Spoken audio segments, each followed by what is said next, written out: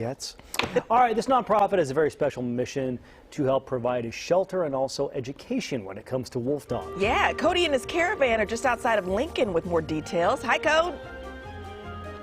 Indeed. Okay, let's get educated, Anjali. Let's talk about this, because wolf dogs, they're not dogs and they're not wolves. They are in their own little category, and that's the problem, right?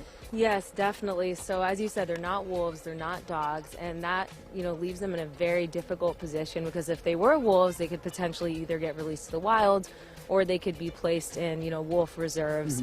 And if they were dogs, obviously they could be placed in homes. So as I mentioned, 90% of wolf dogs that go through shelters get euthanized. And so what we do here is we provide permanent sanctuary. And we're really one of the only wolf dog sanctuaries in California. And the issue is, these animals get surrendered and abandoned to shelters every single day with no place to go. Right. And so it's just really devastating, because they're in this gray area. They can't be in homes, they can't be in zoos, they can't be in the wild. And so we're one of the only places that do this. And that's why we so desperately need help, with volunteers, with funding. We have to obviously feed them lots of meat, as you can imagine.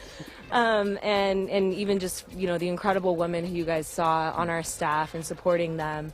Everything, all of our efforts here, even our efforts in, trying to raise awareness for wild wolves, we desperately, need help within the community to continue to do this, because these animals, they have come from some of the most horrific situations you can imagine. I was telling you earlier, we have one wolf dog named Titan, who he was rescued from a backyard breeder in Stockton, and he was severely abused, and he had a tight metal collar around his neck. And it was so tight that his skin started to grow around it. So again, we got a call from animal control in the area, and they asked if we could go check it out and potentially rescue him. And he had nowhere else to go. He couldn't be in a home. He was terrified of people. We thought he would never trust people again. Couldn't be in the wild. So we went and checked it out, and we were able to rescue him.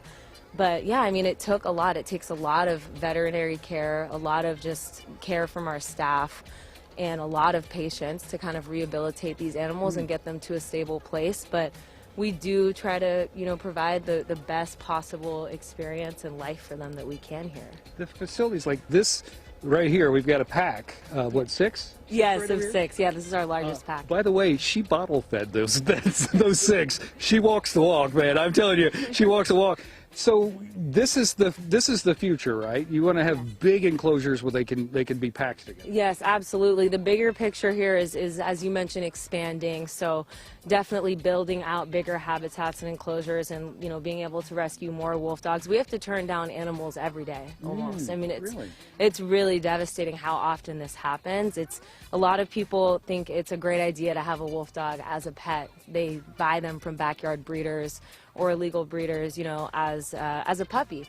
And then when they get older, they're not meant to be inside. They are part wild animal at the end of the day. They aren't aggressive, but it's more so you might come home and your couch is not your couch anymore. Right.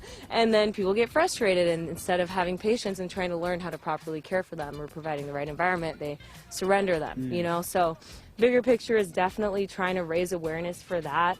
Long term, we want to shut down the breeding of wolf dogs in the country overall, because it's just so devastating. They get bred into existence and then have no place to be. No place to be. I just feel for them. It's like, if you're a little bit of a weird dude, what I'm saying? I'm like different, and I feel like I have a space with them.